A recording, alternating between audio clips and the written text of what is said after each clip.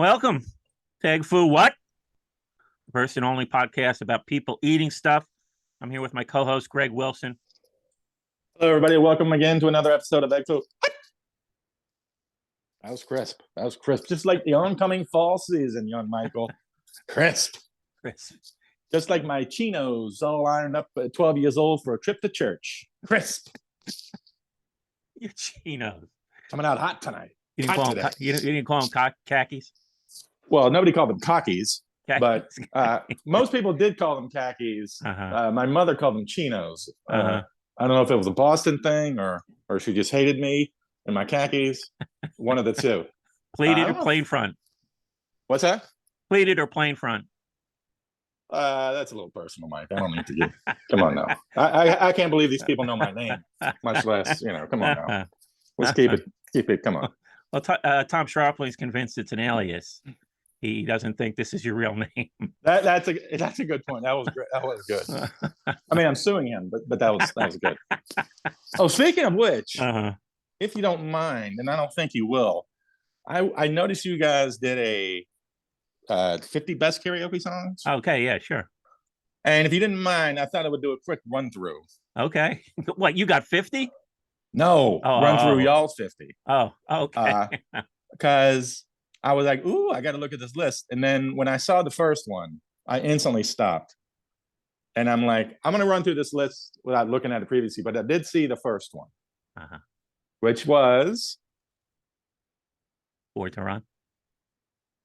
This is why you got to come to rehearsal, Mike. I mean, really, come on, big pause. Born to Run. Yes. Interesting karaoke choice in that I've never once seen anybody. I was confused. I was like, I've never seen anybody do Born to Run. Why would you want to get up and do like the most earnest song of all time, which I love? But why would you do that? But then I remembered, oh, that's right. These are Jersey people. Of course, Born to Run. I can't believe Thunder Road wasn't number 2. Or Prove It All Night.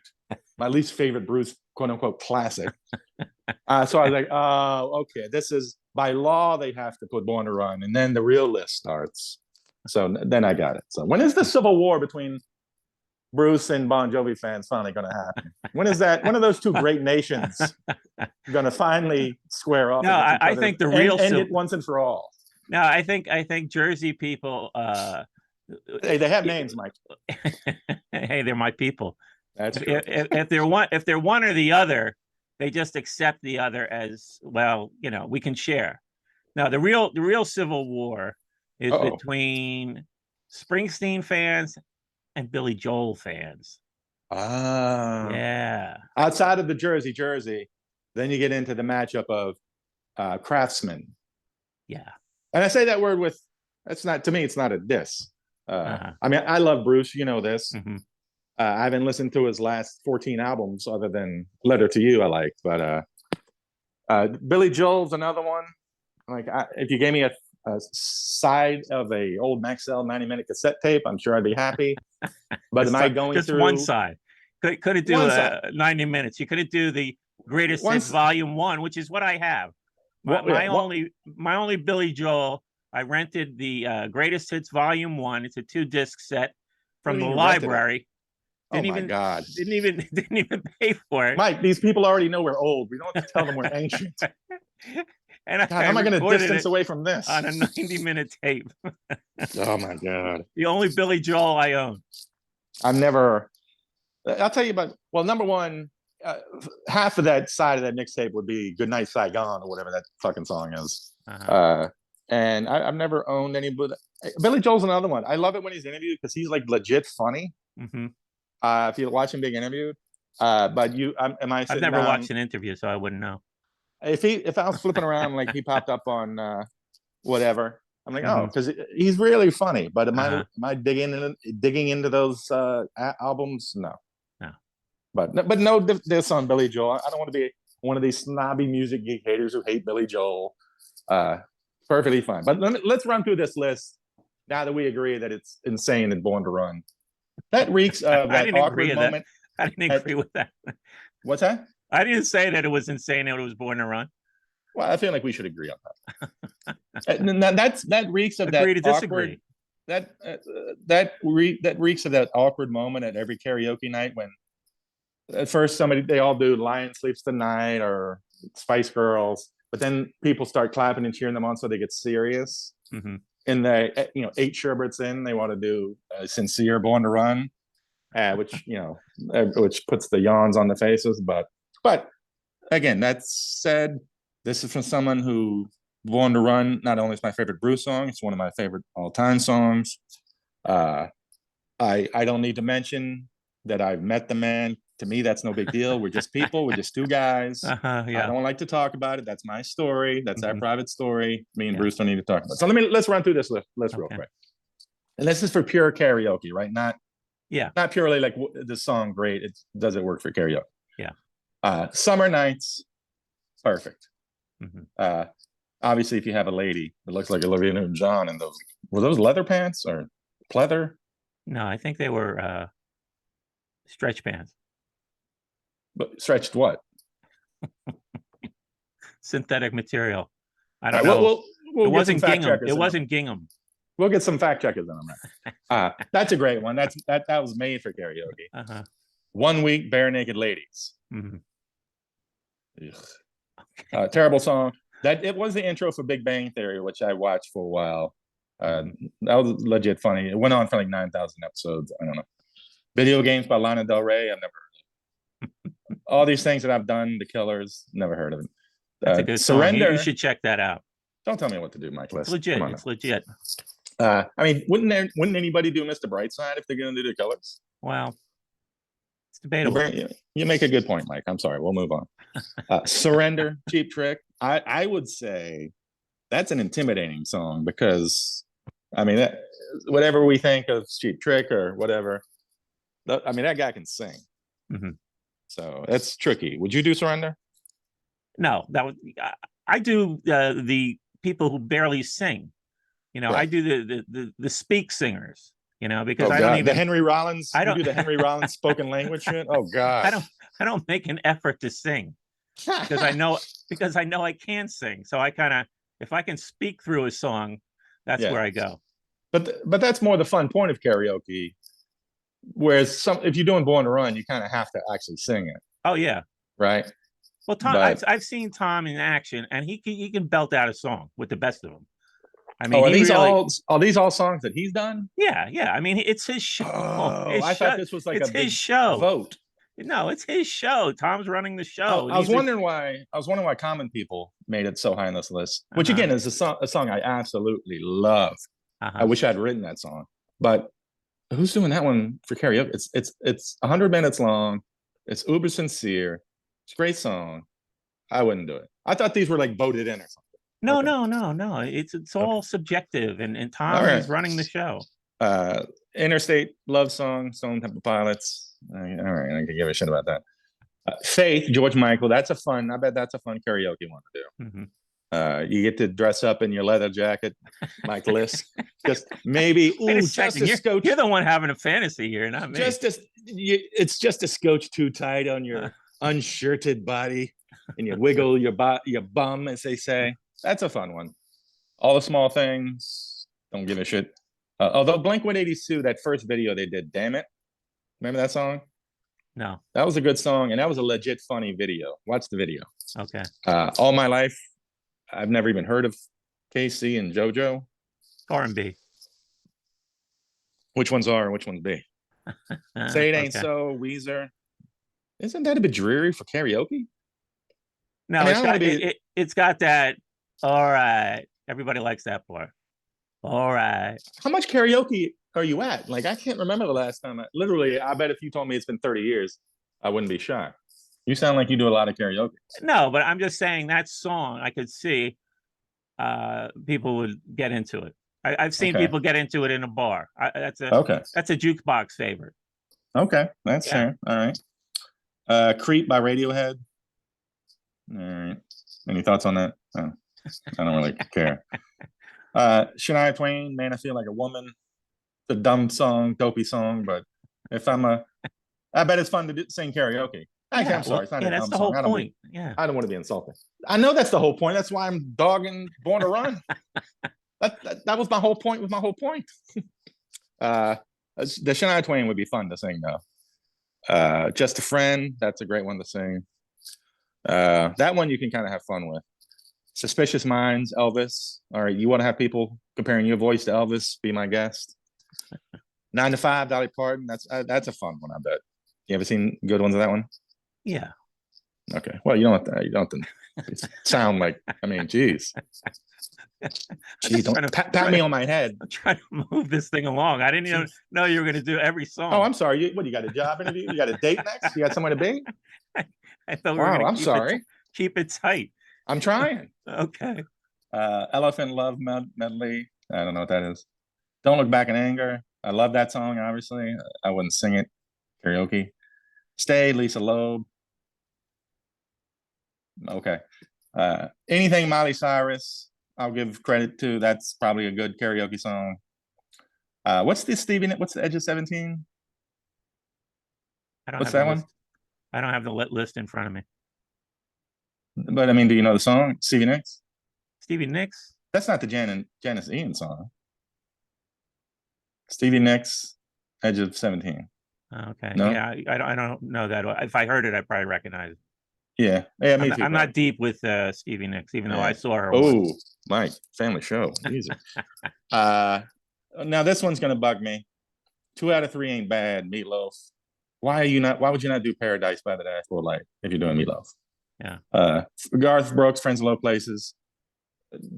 Dumb song, but it is probably fantastic karaoke. I can see that. I guess that's why they call it the blues. Elton John. I love that song.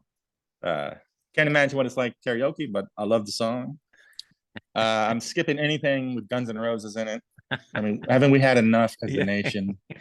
Enough. Yeah, I'm with you on the moratorium on Guns N' Roses. Like I get it. Next to Poison and whatever. Welcome to the Appetite for Destruction sounded like Revolver at the time. Next to Bret Michaels, whatever. But come on. Up to Junction by Squeeze. Nope. Ain't Seen Nothing Yet, Bachman Turner Overdrive. That'd be fun to do. One of the first singles I ever bought. What's that? One of the first 45s I ever bought. Oh, Bachman do you remember Overdrive. the B-side? I don't remember the B-side. But I bought that and Taking Care of Business. I was going to say, would you rather do this or Taking Care of Business? Either one. I mean, they're both great. Yeah. Yeah. I guess Taking Care of Business, you can have fun pretending you're playing the keyboard. That'd be good. That'd be fun. If we ever did this, for an insane amount of money, I'd do the keyboard part. Okay. Don't Stop Me Now by Queen. I liked all the Queen hits. I'll be honest, I didn't even realize till like 2 years ago that was a Queen song. Mm-hmm. Cracklin' Rosie, Neil Diamond. If you have any confidence in your pipes, any Neil Diamond song you do, I will stand up and buy you nachos. Gimme ABBA. I don't know that one. I love it. I like ABBA. I don't know that one.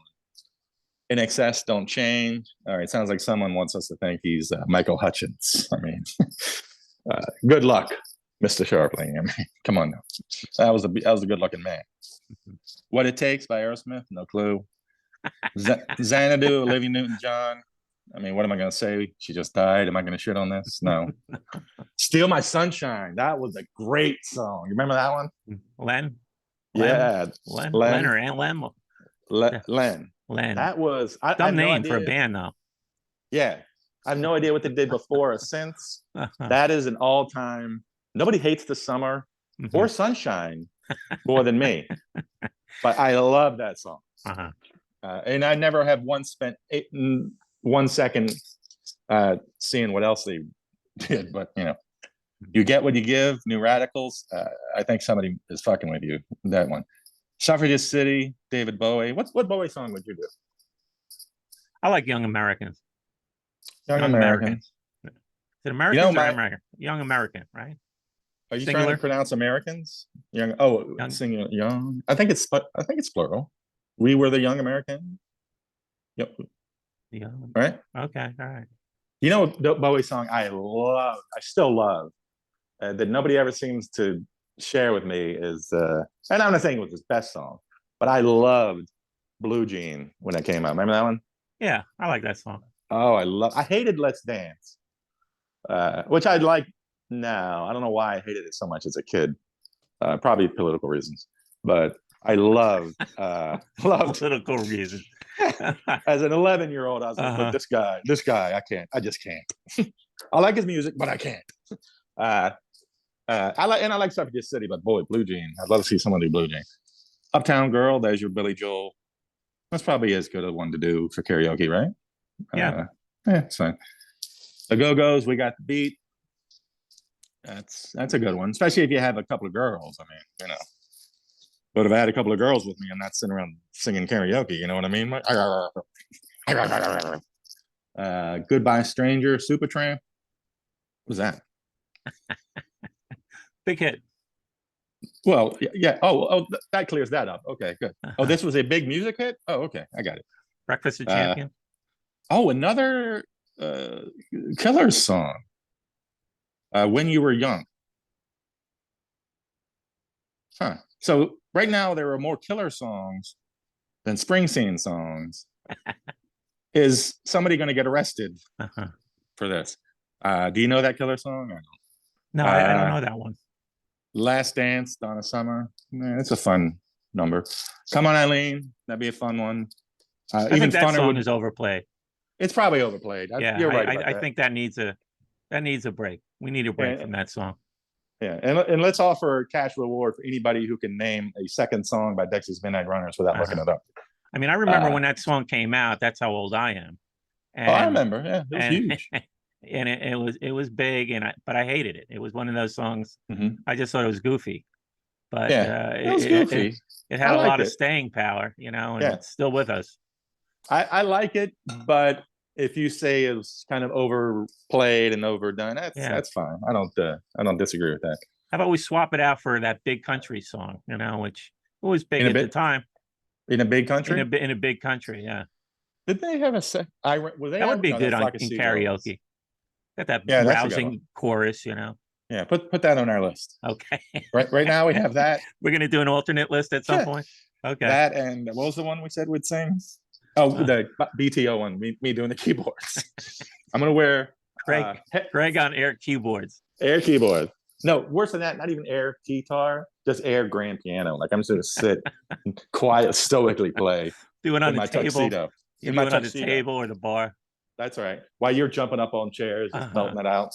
I'm just Mr. Classy on the keys and behind. Number 44, the only Concrete Blonde song I've ever heard, to be honest, is Joey. I don't know any other Concrete Blonde songs. I like that song. Hair of the Dog by Nazareth. That's my tune. What is that? There's a line in there. Now you're messing with a son of a bitch. And you get to say that over and over again. It's great. Really wins over the crowd. I'm gonna do the next time we're in the same room with each other hanging out. I'm gonna somehow prompt somebody into forcing you to say, "Now you're messing with a son of a bitch." I don't know how I'm gonna make it happen. I'm gonna provoke it. I promise you this. Say that line again. Now you're messing with a son of a bitch. Michael Lisk, I have chills. I have chills. First of all, that's a t-shirt. For any t-shirt manufacturers who want to sponsor Extra What. But I am on pins and needles after that one, Mike. The Human League, Don't You Want Me? That's a good one. I love that song. Did you ever know any other better hits? They've been around for a while. I didn't go into them either. Okay. I Melt With You, Modern English. A classic. That was me and my high school girlfriend's song. So, did you know it from? I mean, everybody got introduced to that from the movie, right? Valley Girl, yeah. I'm sure, yeah. That was weird because that was one of those songs that everybody seems to have known. Like even kids that like didn't listen to music that wasn't on just regular crappy radio. I feel like even if you just listen to top 40 radio, at some point when you were in high school in the 80s, you knew I Melt With You, and you knew the first Violent Femmes album, even though nobody bought it. It was never on the radio, but somehow we all knew those two. And then later, Social Distortion, Ball and Chain. Nobody bought that album, yet everybody knows that song. Yeah. It's very strange. Violent Femmes was weird for me because I somehow made it through the 80s without knowing that album or that song. Wow. Blister in the Sun. Yeah. And then I used to sort of I was sort of like the designated DJ at my brother's was living in a house in Springfield and New Jersey. And of course. And somebody wanted that song, and I'm like, I didn't know it. So I was like, oh, okay. And then you know, they gave it to me, and I was like, oh, okay. And they all went nuts. And I'm like, okay, here's a song I didn't know, and now I know it. And yeah, it's the song that everybody knows. Like I said, I guess a lot of people bought that record with the Melt with You.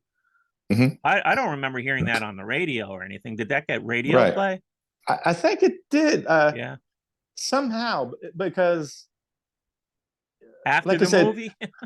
Yeah, I mean, I think, I don't know if it was on the radio. Somehow we just all knew it. And like I said, even like some of us were trying to get into cool music, like the Ramones and Replacements, and some didn't. But we all seem to know that song, including, as I said, my high school girlfriend. That was our quote unquote song. We're on a break right now. And we need some space. We're fine. That was our song. Sure was a lot of high school romance songs in the 80s. So some of the 80s music that I wish I could have avoided, you know, were irritating things like Billy Idol.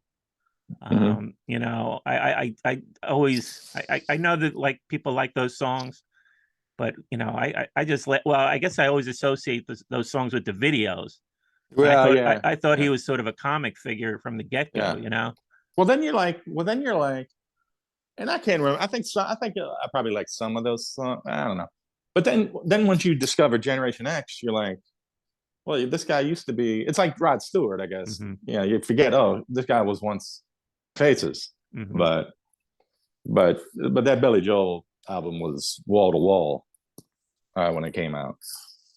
But all right, three more. Phantom Planet with California. To be honest, if you just showed me the name of the band and the song, I wouldn't know which was which. Closing Time by Semisonic. I guess that's a great bar song. I don't know why he wouldn't put that 50th just to make that the closer. Yeah, like a bar. Great book. Oh, by the way, that guy was it that guy? The leader of that band wrote a book about the music industry. Did you ever read that? No. What's his name? Dan Wilson? I think I it's have that. No. And it's just a sob story of, oh, we got handed $1 billion, but we couldn't make the perfect album we wanted to make every time. And anybody who's ever tried to make music just reads it like, I just want to punch this asshole in the asshole. Anyway. So he's making excuses that they were sort of a one-hit wonder. Yeah, I mean, this was 15 years ago already. It was just kind of bitching and moaning. I don't know. It's like, dude, shut up. You made more money than 99.9% of people have ever tried. So now I feel bad. Now if I went back and read it, for all I know, it was about, you know, his family being eaten by wolves or something. I don't want to be a jerk to the guy. He's probably listening. Yeah, you know. He's probably listening. Is right. Wait, am I offending one of our would-be sponsors? Yeah. And then finally, Mother by Danzig. All right, that's the list. I don't know any Danzig songs. I don't care about them. Danzig and the Misfits are, you know, I know they have their following, you know. But I just never went there. Yeah. And so I would say about half of these are straight up great karaoke songs. And then some are whatever. And then some are just shitty songs I don't care about. And then some songs I'm like, why would you sing this? Even though they're good, like Born to Run. But like I said, I'm sure it's in the bylaws and something you have to put in, you know. But all right. So yeah, interesting list. Okay. I assumed it had been like a poll. I didn't know what kind of, you know, dictatorship was going on over there. I didn't know. It kept everybody under his thumb and demanded everybody like his it's a subjective list. I mean, you know, he's running the list. He was making the choices. Yeah. So I mean, it's subjective. You know, if you want to do homework and come up with your list for next week, we can do that. I saw. I think it was NPR. I don't know if you saw this. Shared. I can't listen to NPR without falling asleep. Okay. Here we go with the editorials. Okay.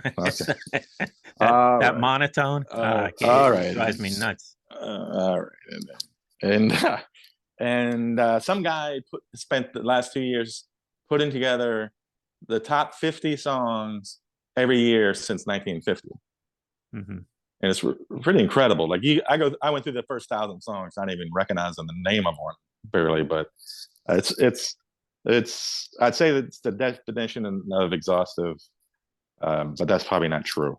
But even though I do get paid to think of words for a living, but it's interesting list. What prompted the karaoke list, or was that just what Tom's a big fan of karaoke. I've done karaoke with him, and like I said, I mean he really belts them out. I mean, he's great at it. You know, me, I did a couple of goofy songs. I did Streets of Philadelphia. I did the Nazareth song. Streets of Philadelphia. Well, I wanted to throw a curveball at people, and I don't, it's like one of his subdued songs, right? I don't have to, really belt it out. So I did Streets of Philadelphia. Anybody John Lennon's Mother. Anybody want to get up and sing a song about AIDS? Mike, come on up. Yeah. And Mother, the John Lennon song? Yeah, the John Lennon song. You sound like a fun guy to do karaoke with. Maybe some funeral. I don't get out much, so I wanted to leave an impression on everybody. I'm impressed. I'm not joking. I don't think I've even been around karaoke. Mm-hmm. I can't remember last time I just happened to be sitting in a bar and karaoke started up. I don't know what bars you guys are going to. Well, actually, when I went, in New York, they have the private rooms you can get karaoke. So that's where I went with Tom. That's the next level. We went to a place, they have private rooms. You get a group of people in there. All your friends. You don't have to worry about strangers in a bar. But the most impressive karaoke I ever saw. I was living in Queens for a while. And we used to go, me and my roommates would go to this bar called the Galloping Green on Queens Boulevard. Oh, you are Queens Boulevard. Yeah. Put that one on a T. Actually, it wasn't on Queens Boulevard. It was on. Oh, God damn it. That blew this whole bit. I think it was on Union Turnpike. You are not Queens Boulevard. It was on Union Turnpike. But anyway. Good. More road maps of Jersey, just like the other week. Here we go. Everything's a highway. And this guy was a singer. He was a musician. He was a singer. And he did a whole lot of shaking going on, the Jerry Lee Lewis song. And he got people dancing. Now, see, that's another one. I love that song. I have ears, but I wouldn't sing it unless I could also be playing piano on it. That's an odd one. But it sounds like he actually got people dancing to him doing karaoke. I'd never seen that before. Wow. Since. Yeah. That's impressive. Yeah, that was impressive. Now, but karaoke by definition means you can't play an instrument, right? You're just singing. Otherwise, it's like an open mic situation, right? Well, no, I'm sure regular musicians will do it. Wasn't there? I think there was a show or a podcast where somebody was doing, they had musicians doing karaoke, like singers from other, doing songs from other people. So were they playing along? No, they were just singing. That's not karaoke. They were just singing. Yeah, they were just singing other songs, Yeah. Fun show. I did not know. I guess I knew karaoke was still a big thing, but I'm a little surprised and impressed that it's such a part of your life, Michael Esk. But when's the next karaoke outing? No, I haven't had one in years, and it's. I don't have any in my hometown now. Howell. Howell. I don't know where the nearest karaoke is. I'd have to scope it out. Bayonne used to have every once in a while. Some bars would do a karaoke night. Actually, one of my coworkers, she ran a karaoke night at another bar, and it was quite successful. Right. You can get a following, and the place I was just talking about in Queens, they had a following. And what was funny about that, we would go regularly to the karaoke night, and you'd have the same people get up and sing the same song. Yeah, so that's what I'm saying. And you had your local Madonna, you had your local Neil Diamond. And with each drink, they get more and more earnest about it, and you're like, "Oh God!" You see their face in the crowd, and it's like, "Oh, guess what? The local Johnny Cash is here." Yeah, comes breezing in. Hey, it's me. Hey guys, settle down. It's me. Yeah. Then he starts flipping through the binder. No, they don't even flip through the binder. They know the number of their song. They only sing one song. They're specialists. They're karaoke specialists. Do you think they go bar to bar? I bet you they do. Yeah. Wow. Wherever they can find it. Yeah. You know, because they know they can knock it out of the park with one song. I guess it's like a comedian doing their set and then bopping on down to the next club. Yeah.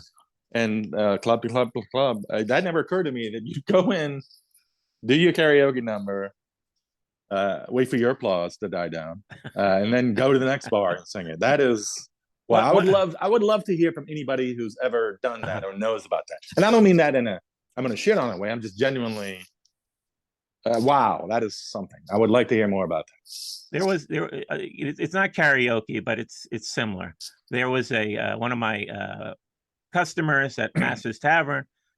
His nickname was Motormouth Dave. He liked to talk, and he liked to tell jokes. He liked to tell jokes, but he surprisingly he was a pretty good singer too. So we would have live music in masses, and he would get up and do a tune or two. He had like his specialty numbers, but he would do it live with a band. You know, so it was the band would just happen to be there, and he'd say, he knew the guys in the band, and he would say, "Hey, you know, would you mind if I got up?" And some of his songs were not my favorites. You know, he would do Hotel California, like, you know, why do we need this again?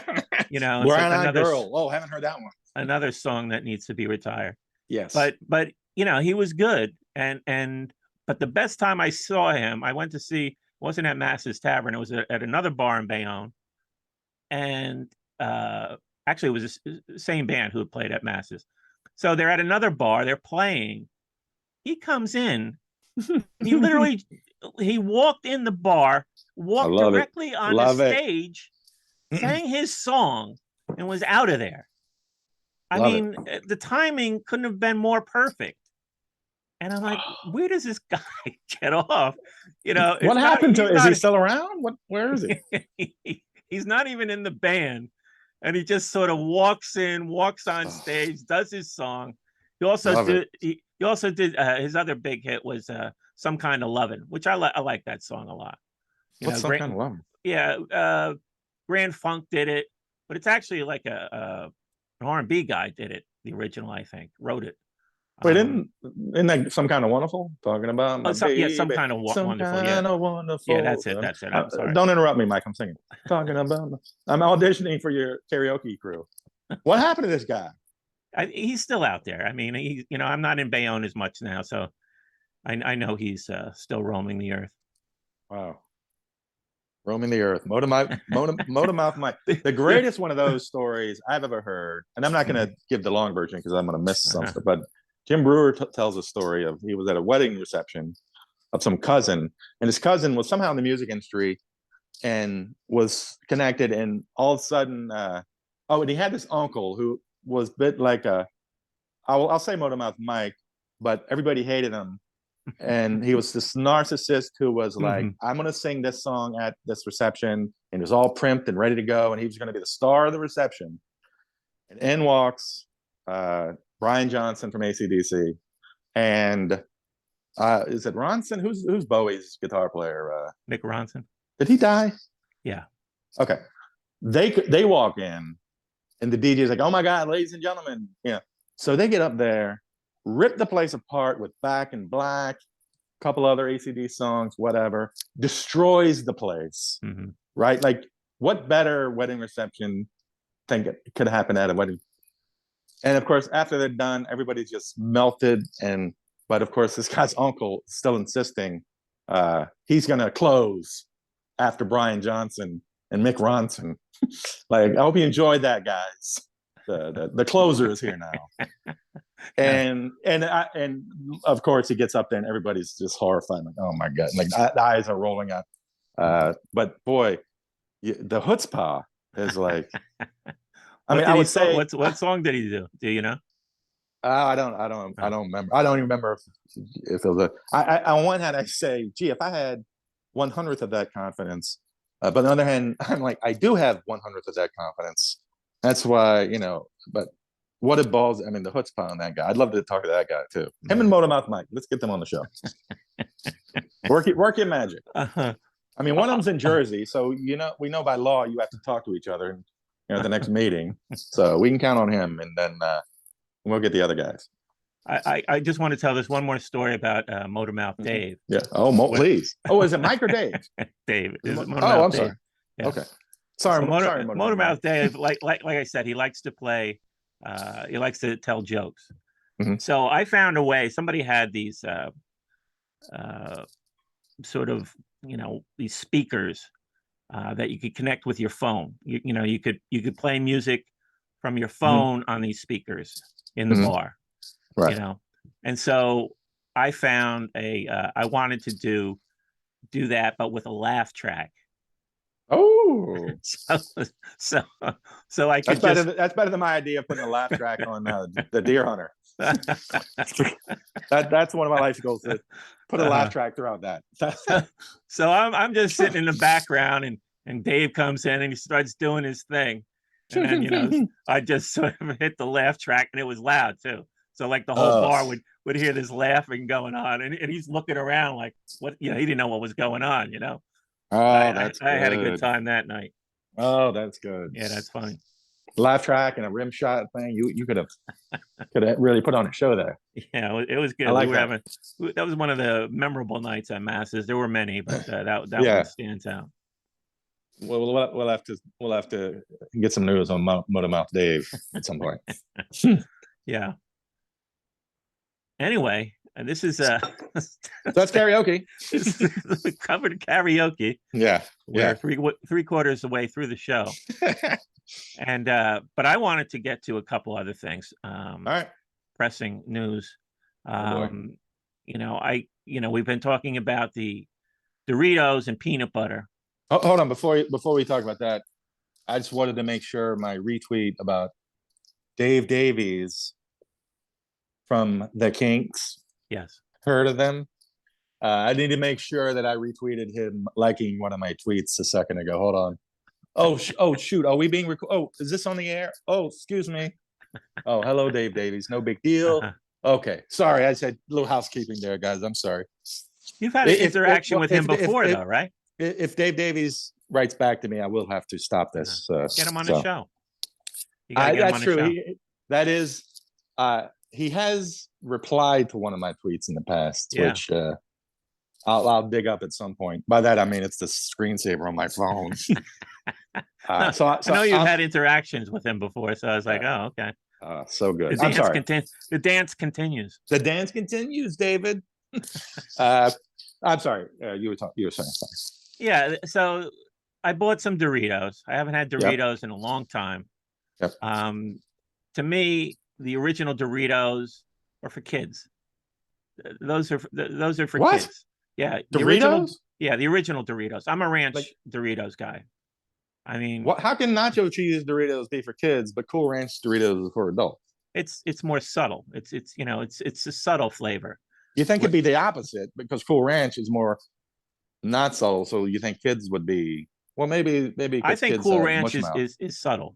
You think it's less subtle? You think it's stronger? I think it's stronger. I prefer original. I like Cool Ranch. I prefer the original. I would think Cool Ranch is a little more tangy or a little more. You feel a little more. But I think you need to revisit the Ranch Doritos. I think you need to revisit your Nacho Doritos. Well, okay, so I get the Nacho Doritos, right? Which, the reason I never went back with Nachos Doritos is because they smell like old socks, right? I mean, they smell like smelly gym socks. What the fuck? The smell. What do your socks smell like? I mean, well, not anymore. I wish my socks smelled like. Remember when you were a teenager and you were sweating all the time? And you take your socks off and they stink. That's what do you mean remember? That's going to happen in about 15 minutes when I undress. If your socks smell like Doritos, you need to go out and make money at a carnival or state fair. Come smell the Doritos feet. I would pay for that. I would pay to smell Doritos feet. So I get a bag of Doritos. Yeah. All right. Now here are the problems with this Doritos and peanut butter. It took me, I had to rummage through that bag. You saw the little video I shot, right? As verification that I did this. Yeah. I had to rummage through the bag just to get a full triangular shaped Dorito. You had to rummage through the bag? They're all broken up. They're tiny pieces. Hold on. Ken Burns, what? You want to stop the Holocaust doc? Okay. You want to stop the Holocaust documentary and get on this? You got it, buddy. Okay. So just finding a full-size Dorito is a chore. The other thing is, how do you apply the peanut butter? Do you tell me you take that chip and you dip it into a peanut butter jar, or do you use a knife and spread it on? Let me say this. First of all, that thing you did, that video you made was so disgusting. I don't know what that peanut butter you got was. Now, number one, Jif. It's called Jif. Well, number one, popular brand. Speaking of kids' foods, anybody eating creamy peanut butter over the age of 3 is lost. I don't know why you even bother. What's the point? But so number one, that. But somehow, I don't know if the lighting, it looked like snot. It looked like you were rubbing snot on your Dorito. So I think it was a little. I think you're talking about it. It looked like there was an overhead light. It looked like you had taken some peanut butter and mixed it up with water or Vaseline. It was disgusting looking. Now, I don't know if that's some Mike List propaganda, getting his people worked up to go against the peanut butter and Doritos thing. So do you use a knife, or do you stick the chip in the peanut butter? Sometimes I'll try to stick the chip in there, but since I'm an adult, I do chunky, which is a little sturdier. I'll just kind of mush it around. Sometimes I'll take my finger, or most of the times actually, I use my finger. I just scoop it and just plop it on there. Okay. Well, yeah. I don't know if I don't know. I wouldn't go through using a knife. That's a little. Well, here's my observation: the chips are flimsy, so you can't really stick it into to scoop it out. So you without stick it chip in, breaking it. You and plus, who wants that Dorito dust in the peanut butter? It's gonna leave residue. For if I see Doritos residue in food, I'm not upset. But most of the time, you want that residue on all your food. Yes. Oh, okay. I want that on my toothpaste.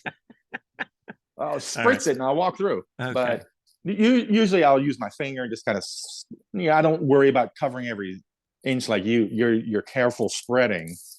My high school nickname, careful spreading, and I'll just kind of scoop it on there a little bit. Plop it on there. Here's another problem. So all right, now how many problems can there be? I got a chip and I've got the peanut butter on there. Now I'm thinking, well, if I'm eating peanut butter, I need something to drink, right? Yeah, sure. Because peanut butter is. There's one answer to this. You need something to drink.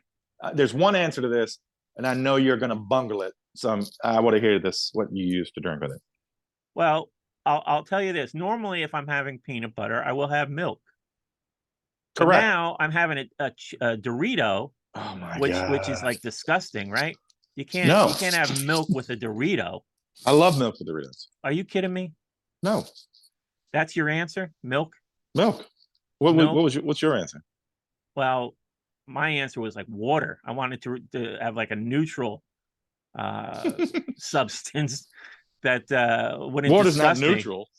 Well, it's it's not milk. Water is not going to cancel out. It's not milk or soda, which I normally have with a Dorito. So I went with water. Right. Okay. All right. So then you very bravely raised it to your mouth and took a bite. I munched away. And I'll say this. Peanut butter. Peanut butter enhances. Come to me, Mike. Peanut butter enhances anything you put it on. Let me guess, except Doritos. Yeah, you guessed correctly. You're right. I mean, what happened is you get the peanut butter, which is great, but then you get this sort of aftertaste. It's the Dorito aftertaste. That. Wait a minute. The Dorito dust, the assemblage of chemical, artificial flavors. I thought your horror was the Doritos peanut butter combo, but I think I'm discovering now you just don't like Doritos. Yeah, I don't like cottage cheese. I'm not putting flat peanut up, butter in it. But I'm saying peanut butter enhances anything, so I gave it a shot just so I can have this conversation with you. Right. After I listening appreciate it. for the last several weeks. But I think I would argue you just don't like Doritos. Not really, yeah. So, but I'm saying if you do like Doritos and peanut butter, then you love the two of them together. Anybody who would say otherwise just doesn't like one of the two, which I understand. I don't like cottage cheese, so I'm not mixing it with a Big Mac. Well, we'll have to leave that so to the audience. I think your case has crumbled down all around you here, Mike.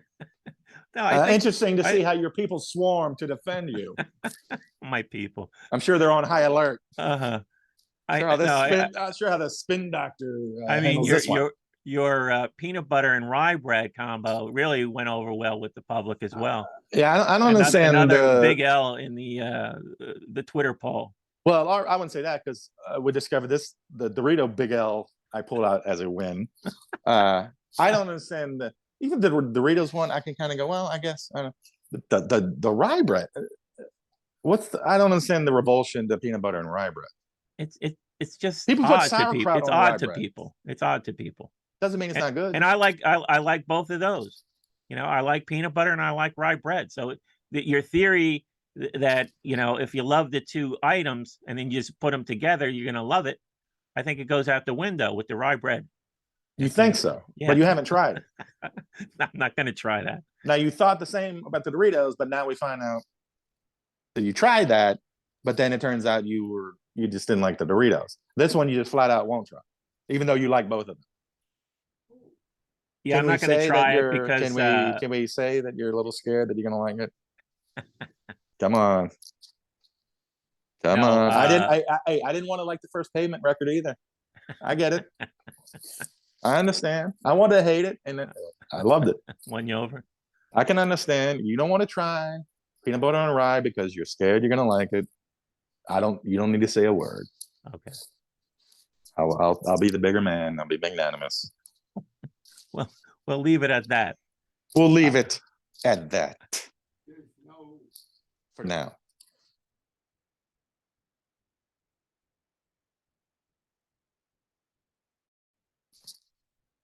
I don't want to be Mr. Pun here, but we have milked this as long as possibly can.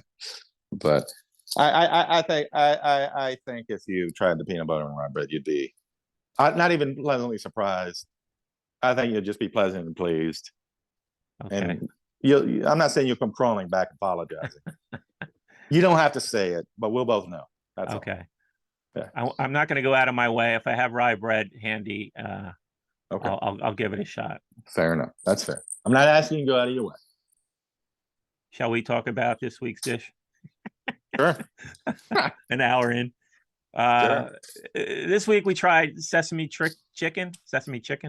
Yeah. Which is one of my old reliables. I mean, this is a fallback. In Bayonne, there was a little discrepancy down here. In Bayonne, Sesame chicken was a hot dish. How about where you're at? Hot. You mean really spicy? Yeah, a red letter dish. Oh, mine wasn't spicy at all. Oh, okay. I don't remember. I don't think there were any. Like that one I had where they were like a range from 1 to 8 or something. Mm-hmm. Yeah, this was just normal, and I would say it was not spicy at all. So, which I wouldn't notice because I'm not a spicy guy anyway, so I was probably fine with that. But yeah.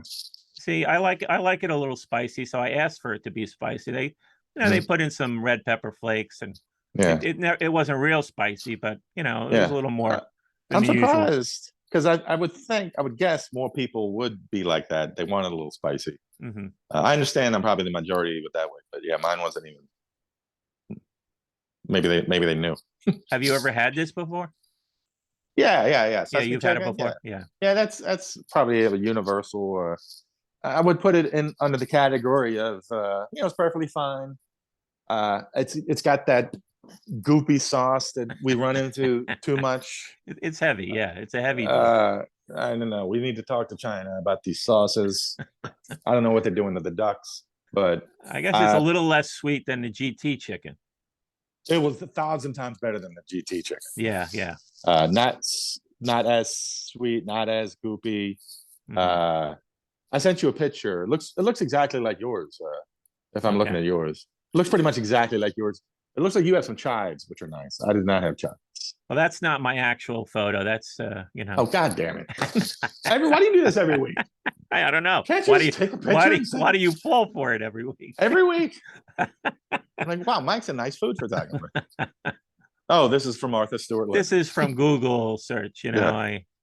I find something that looks as much like the dish I had, and I guess I was right on the money with you. But they all look like that. I mean, Yeah. that's pretty Oh. much what it looks Oh. like. Yeah. Like, Yeah. Perfectly fine. Not as goopy. Goopy enough. I probably got through. I ate it early. It was like mid-afternoon. I didn't want to eat too much of it anyway. I got through like half of it. Perfectly fine. yeah, Uh, you can make 2 meals out of this yeah. easy. I mean, Yeah. I shared mine with my Yeah. father, and Right. yeah, Yeah. it was two people could Yeah.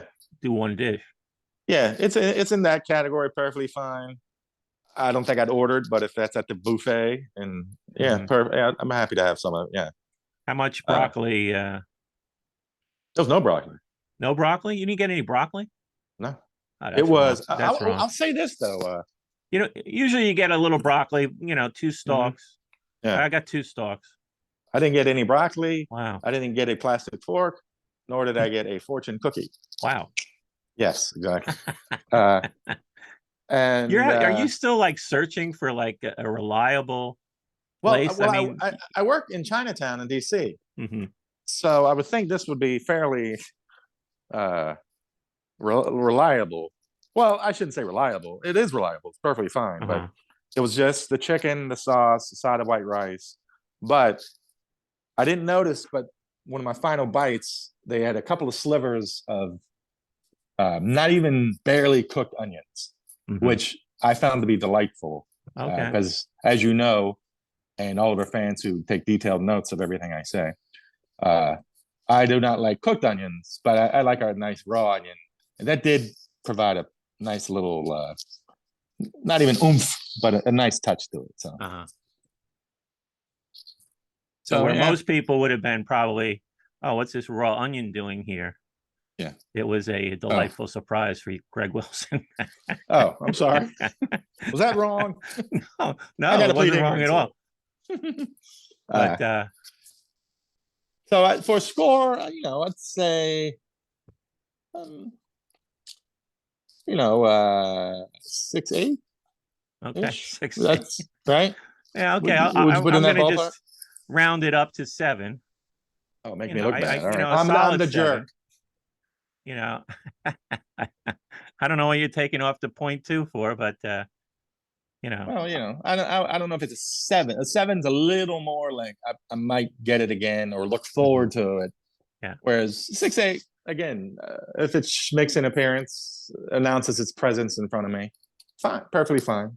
See, my 7s are like a solid, reliable dish. It's like wherever you go, Yeah. you can't really screw it up, Well, and you're it's more of an good. optimist than me. I mean, we all know this. We all know this. Yeah, I'm the optimist. You're too positive sometimes with these things. Yeah, too positive. Too positive. Uh-huh. Mike Lisk, too Yeah. positive.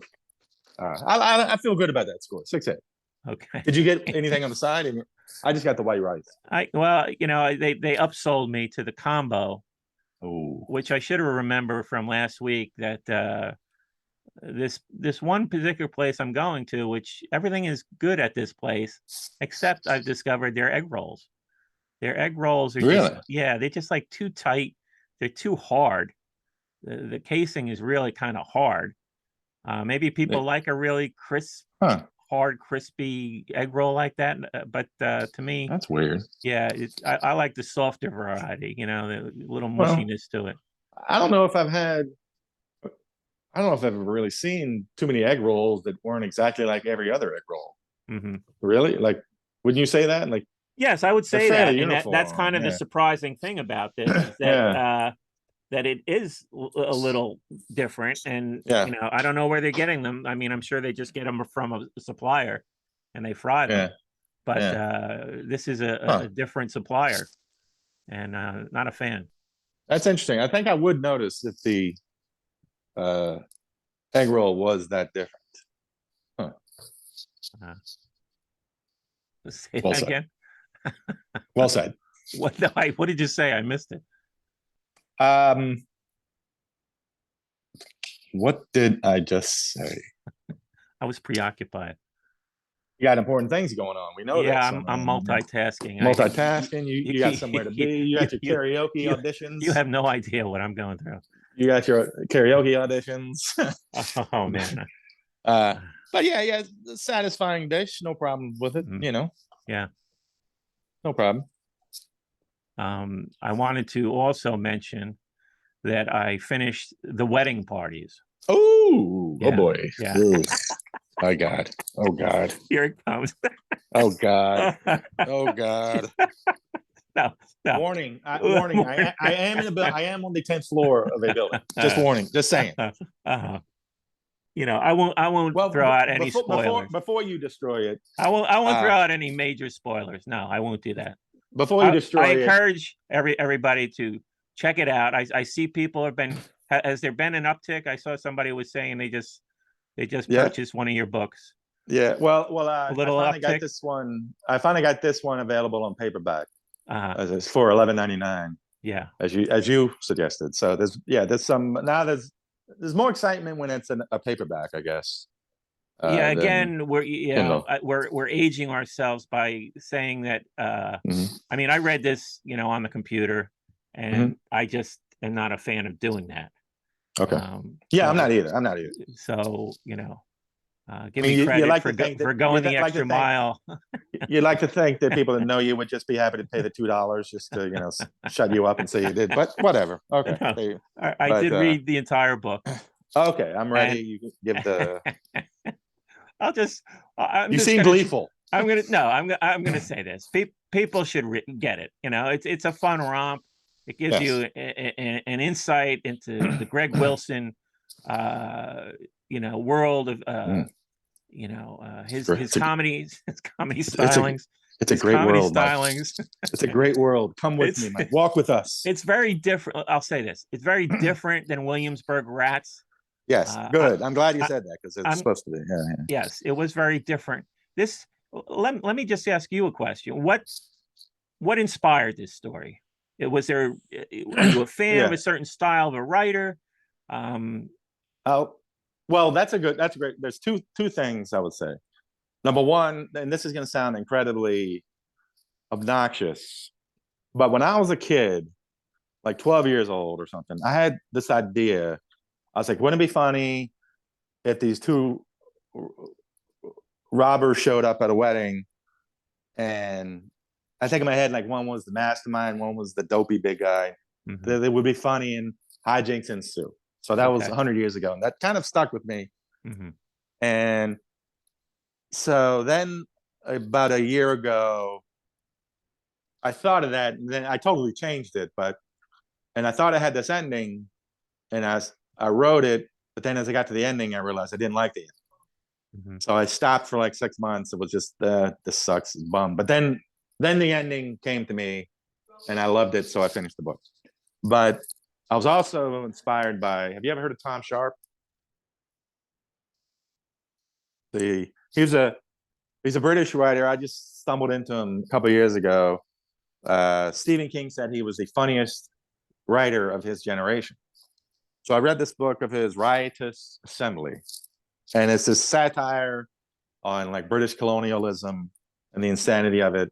And it was just so much, because I was also hung up on, well, you can't just have a book where you just try to be funny. There has to be some blah, blah, blah. But then I read this book, and it's just wall-to-wall batshit funny, crazy. What was the author again? I missed the author. I've got other stuff going on here. Tom Sharp. Tom Sharp. Okay. Yeah. Riotous Assembly. Okay. And he's had a couple other books too, but that was the first one of his I'd read. And I was like, oh, that's right. It's okay to just write a book where you just try to be funny for the most part. So that's how so that's a long-winded way of saying that's how that book was inspired. So. Okay. That's interesting. I mean, you mentioned a lot of authors in the list you're doing on Twitter, and you've mentioned other authors to me.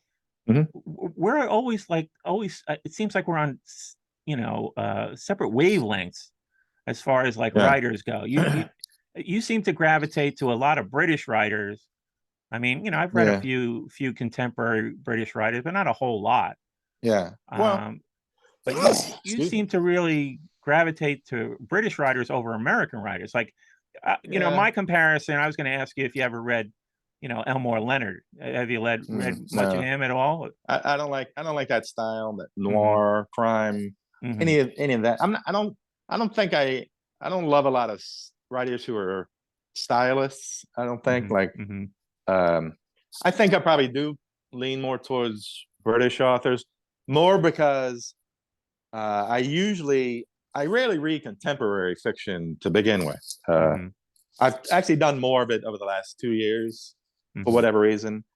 But I've always been like, well, it's hard to tell what's worth reading if it hadn't been, studied for 100 years or whatever. Hmm. I think that just naturally lends itself to more British writers than American writers. Hmm.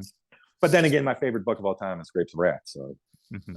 So I'm an enigma. Who's going to figure me out anytime soon? Not you, Well, not you, no, Michael. no, But I don't intend to do so. you I mean, read way more contemporary fiction than I do. mhm. That's all. I Although mean, that's dropping off. I mean, all of my favorite contemporary writers are dying now. yeah, yeah, Like, I mean, they were older writers like John Updike or Philip mhm, Roth and yeah, you know Saul Bellow. yeah, they're all dying now. Well, those three are dead. yeah. Like But I tried to read Philip Roth a couple years ago finally, and uh-huh. or Updike. Which one wrote Run Rabbit Run? Yeah, the It Rabbit was books. both. It was both of those books. I was like, both of these guys, and I know I'm shitting on two amazing writers Mhm. and anybody who's smarter than me, which is most people, are free to roll their eyes. But I was like, these guys can obviously craft brilliant sentences, but then over the course of whatever, I'm like, well, wait, these haven't added up to anything even remotely interesting or that I care about. Uh, Here's so, what I'll say about the Updike books, the Rabbit and I know books. I'm wrong. I know everybody loves them, so No, that's no. fine. Actually, I'll be critical. I'll say I think the Rabbit books are worth reading, but Mhm. the first two books are very different than the last two books. There's Okay. more humor in the last two books than the first two. Hmm. The first two books are actually quite somber and Hmm. kind of just full of tragedy and stuff. So Yeah. so I could see somebody reading that first Rabbit book and saying, "Ooh, I don't want more of this." And Hmm. even the second book, they probably go like, "Oh, this is Hmm. too much," because the second book may be Yeah. even more extreme than the first book. Yeah. But I'll say this. That I wouldn't mind. I don't mind Mhm, depressing as long as I like it. mhm. You know. But I think it's worth doing because, like I said, the last two books, Rabbit is Rich and what's the Hmm. last one? Rabbit at Rest. Those are great. Um, Okay. what he's trying to do, I don't know if a lot of people know this, like he wrote those books at the end of a decade. Like Hmm. so Rabbit Run is sort of a summation of the 50s. Right. Rabbit Redux is a summation of the 60s. And then,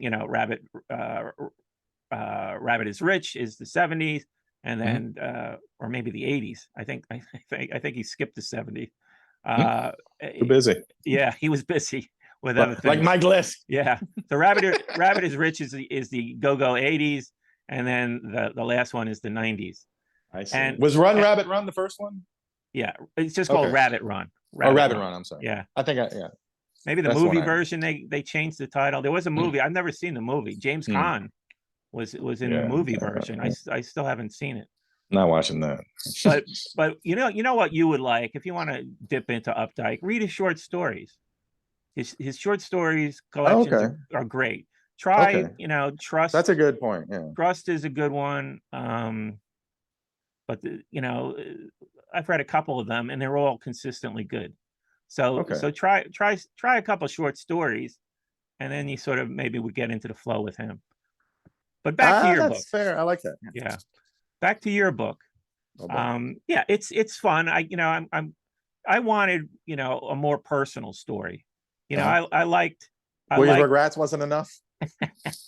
Jesus, as I I do not have said, a second heart to carve out for you people. As I said, it may have been too much. Maybe you had nothing left after that. Okay, so that's a legitimate I only have so much blood. So so maybe you just wanted to get away from yourself and do something lighthearted. Yeah. So I wanted it to be a totally different character, just total lighthearted, just total fun, wacky, whatever. I mean, there are like little things that pop up. There's a character, Martin, and is this? I mean, I know you're a big fan of Martin Short. I mean, I was like, is he making this character for Martin Short? It's almost like, I feel funny now. I don't know why I called him Martin, because he does. If you picture him, he is very Martin Shorty. Yes. Okay. Yeah. But I mean, did you have that in mind, or is that just kind of an observation that I picked up on and you weren't aware of? I wasn't aware of it, but I've always loved Martin Short. And when I was starting it, I was in the hubbub of the first season of Only Murders in the Building. So I'm sure it was no accident I picked Martin for that character, but I didn't think of it consciously, but it makes sense as if you think about it. Yeah. So now I'll get to my quibbles. Oh boy. But you had to go somewhere. Oh, now you're not in a rush. Let me say this. I'm just we're having fun here. I'm not gonna be a jerk. But I'm not gonna be a jerk. How do you like that preface? I'm gonna preface these remarks. Yeah. I'm not trying to be a jerk. It's unconscious. But no, I think you undersell the story with your title. The title, The Wedding Parties, I couldn't tell where you were going to go. And in the early chapters, before it kicks into gear, I'm like, oh, this is interesting. He's doing like a little social observation of small town, the class system in his small town. Yeah. And I was like, oh, okay, this will be fun, a fun little romp. But then it gets into let's say just some lighthearted criminal activity. Yeah. So that's why I'm saying, with the title, The Wedding Parties, it doesn't really grab you. It doesn't have a lot of pizzazz. So I'm thinking about, I mean, you really want to go after the Bridezilla crowd with this book, I think, which is a substantial crowd. Okay. All right. That didn't occur. Now I will say that. So here are my suggested title changes. I mean, you're not going to do this, I know, but this is just what I'm thinking. I'll throw it out there. I'm going to write these down so I can remember them tonight as I'm cursing you. Yeah. The first one I thought of was. Hold on. Let's name this segment. Mike Lisk is not going to be an asshole, but he will retitle your book in front of you and millions of other people. Millions, yes, or millions of listeners. I would. This is actually flattering that you would take a minute to think of other titles. So I did have to think all afternoon. This was like on my mind. I'm like, what can I do? So the first one I came up with was The Bride Wore Kevlar. Oh, he likes it. God damn it, that is good. Fuck. Now I'm really depressed.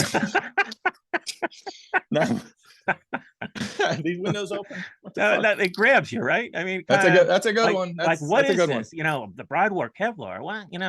It's got a little. Yeah. And then the other one I came up with was Here Comes the Suicide Bomber. Jesus. I mean, can we give away the plot more? But you want to read it now, right? You want to read. That's good. I will say that's okay. That's okay. Okay. That would be a funny movie title. Like it makes me think of, even though it's not really, The Russians Are Coming. The Russians Are Coming. Yeah, remember that movie? Yeah. It's just a funny title. I love the title. This one's okay. The Bride Wore Kevlar. That's gonna bug me for a little while. I hate saying this. I'm glad I got my Doritos. How did you come up with the title? How did you come up with the title? It just seemed to make. It just popped into my head. It seemed to make sense. And I'll be honest. I don't know if I've ever started reading a book and then thought about whether or not it connected well enough with the title. Is that a thing you do? Or? Well, no. Like I mean, you're right in that it would help with marketing if I had to, I wouldn't say thought about it more, because when I thought of it, I thought it was the perfect title. Yeah. No, I've never bought a book because of the title. It's right. Like, I mean, you could be right. With your book, I think that would like, what? Look, the bride wore kept. What the hell is this? I got to read this. Mm-hmm. But with the wedding parties, you just go, I don't think so. Now the wedding parties, I was like just indifferent. I was like, well, what is it? What is this going to be? And like I said, the early chapters, I'm thinking it's going to be something else completely different. And then, once it kicked into gear. And the other thing I thought of, like a tagline. Have you ever seen the Luis Buñuel movie, The Exterminating Angel? No. Okay. It's a foreign movie from, I don't know, early 60s or something. I don't know how many times I can say no to this one. Yeah. You're not really a movie guy, are you? You're like a TV guy. You like television. But you don't really like movies. Well, I like movies, but I'm not as much as movies as TV. And I've always been that way, even before TV got cool again. Yeah. But anyway, that movie is about a sort of upper class dinner party where it's the guests realize that they can't get out of this room, and a panic sort of takes over. Sounds like Edgar Allan Poe, right? Well, that was that's something else. Yeah, that's a whole. That was one guy in a room, right? Murders in the Rue Morgue, or the Cask Mask of the Red Death. The Cask of the Entomolado. I was thinking the guy gets walled in. Yeah, I was thinking of the Mask of the Red Death, where everybody's at that party and they can't leave or whatever. But okay, yeah. I mean, it's been a while since I read that. Yeah, Edgar Allan Poe. Yeah. But anyway, it sort of had a vibe that I thought of seemed similar to what the predicament that ensues in your book. Yeah, that sounds right. Yeah, dinner party, an enclosed group of people that. Yeah, that sounds right. Yeah. What's the tagline? No, I was gonna say, but it doesn't work now because you're not an Elmore Leonard fan. I was gonna say like Elmore Leonard meets The Exterminating Angel, which is like people look at that like, wow, but it would be intriguing to people, I think. I can't wait for your blurb on my next book.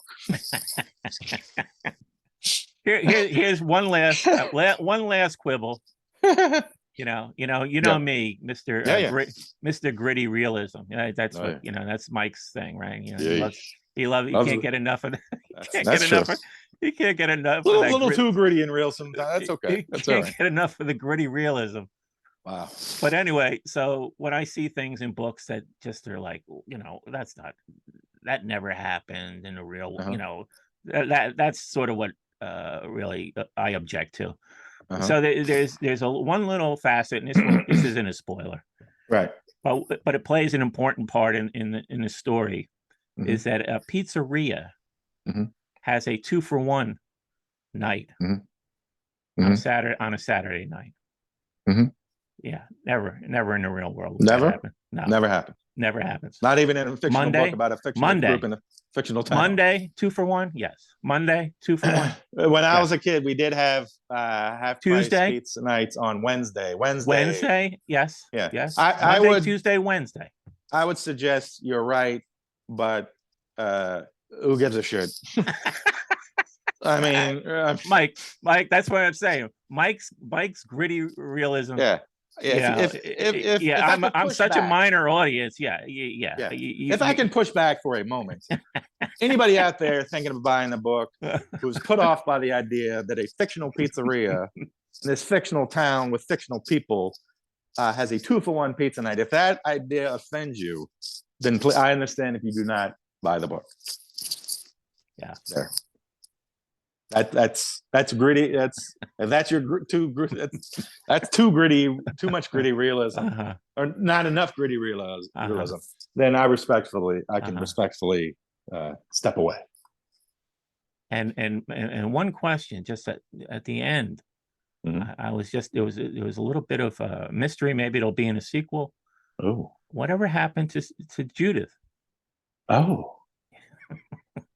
Dun, dun, dun. She goes off with one of the main characters, Doesn't she? and we don't hear from her again. We follow this other character who's 7-Eleven. And this may be the most personal. This may be the personal where Greg Wilson was really peeking out. I'm listening. You go on at great lengths about the taquitos. Taquitos? Am I pronouncing it right? Yeah, taquitos. Taquitos at 7-Eleven. Yeah. The book is wrapping up. I'm ready to like just get to the finish line. Oh yeah. But no, we're gonna have a little trip, little side trip, a little stroll through the 7-Eleven. Let's mosey around 7-Eleven. A little couple of taquitos and for the fellas. A lengthy. I mean, it applies to our show where you go. We talk about food. So you go on at great lengths about 7-Eleven taquito. Yeah, we've cornered the Chinese food market. Now I'm going after big taquito.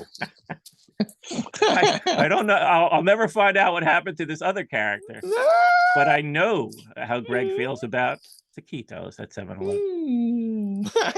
But overall, would you say you enjoyed it and would recommend it? I enjoyed it. I did. Good. Well, thank you. I'm always interested. Was it funny? That's all I care.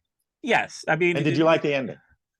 The setup, yeah. I mean, I knew we weren't going to end up with a mass shooting. So anybody who's against violence in books, there is no spoiler alert. This is a lighthearted romp. There is no extreme violent acts in the book. That's not true. Well, I'm glad you liked it. I'm glad you thought it was funny.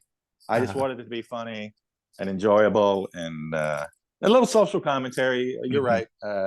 Not too much, but that small town. And that is a little taste of that from my youth, growing up in a small town as not an outsider, but like we talked about before, my parents coming from Massachusetts into a small southern town. There's always a bit of askance, going on, but a little bit of that. But, felt like a little bit of like outsiders. Yeah, but so I had a blast writing it, and I'm glad you enjoyed reading it. And I think anybody else would just have enough the laugh out of it and enjoy it. Yeah, if I may brag. No, I mean I applaud anybody who can get out a story like that and put in the effort. So yes, and of course I want to I mean I know I dragged my heels on reading your first book, but only the 7 years. That's all. That's all. That's only one dog year. That's only one dog year. It did come in handy for the podcast, though, right? Barely covered 3 presidents. That's all. You're fine. If I read it when it came out, I wouldn't have remembered a lot of the details, so I could talk about it on the podcast. And look at you making lemonade. Look at that. That's not the Mike Lisk I know and love. Mike Lisk takes lemonade and makes lemons. Yeah, that's right. You're right. You're right about that. But on to the next book then. So. Oh yeah, I hope I mean you write what you want to write, but I like when you're in there, when I get a little taste of Greg Wilson in there. There you go. I take that as a big compliment. Yeah. Cool. Okay. Awesome. I got my fortune cookie here. I know you got. I did not get one. You got slighted. Oh, look at this thing. This thing's like a paragraph. Oh my God, they filled up the whole thing. All right. Oh, come on! Are you kidding me? If you love something, set it free. If it returns, keep it and love it forever. Oh, brother. Man, why don't we start a fortune cookie company? Yes. We could come up with, I mean, real fortunes. This is like drivel. I mean, they're not even putting in any effort in this thing. No. It's like, wow. Mike Lisk gritty takes on fortunes. the gritty realistic fortunes of fortunes. Yeah. You're right in settling. You'll never do better. You're lucky. You are where you are. Lucky numbers. Why bother? Why bother? Save your money. Yeah, save your money. These are your lucky fortune numbers. Cookie. But I can't believe these are your lucky numbers, but you're just gonna lose. So you're just gonna keep the money in your pocket. Open the fortune cookie. Oh, I can't believe you spent $21 on this horse shit. Lucky numbers. Why bother? I like it. All right. And I think you're right. They're just dribble. Like, yeah, they're not even trying anymore. You know. Let's give them a cliche. You are on blast. Let's give them a cliche, and maybe they've heard it 1,000 times, maybe they haven't. No good. Yeah. No good. I agree. Anyway, I think we've just recorded our longest episode thus far. Yeah, did we keep this under 30? Tom Sharpling is having a field day with the lengths of our show. I'm sure. Gradually growing. Next week we'll do 4 minutes just to stick it to him. Yeah. And then throughout the week, as he's like, "Why am I feeling so empty? Why is something not feeling right?" He's like, "Damn it! I only got 4 minutes of extra." What? Yeah, make him want more. He'll learn the hard way. That's fine. Yeah, that's all right. That's how we learn. That's how we learn. Okay, that's the show this week. Thank you for listening. Thanks, everybody. Hit that subscribe button on Google, on YouTube. On Google. Yeah, I think just open up your laptop. It's the same company, right? It's the same company. I'm sure. They're all the same. Just find it on the internet. Give us a nod, give us a thumbs up, whatever. Write a review. We appreciate all the nice reviews we've gotten on the Apple podcast. Very nice. I'm glad people are enjoying the show, and we thank you for that. I'm sure that'll change now that I've called you out on your Doritos bullshit. I have a feeling your people are swarming to send out the bad reviews, but oh well. Until the next food controversy. I'm Mike Lisk. I'm Greg Wilson. Thanks again for listening to Egg Foo. Sayonara.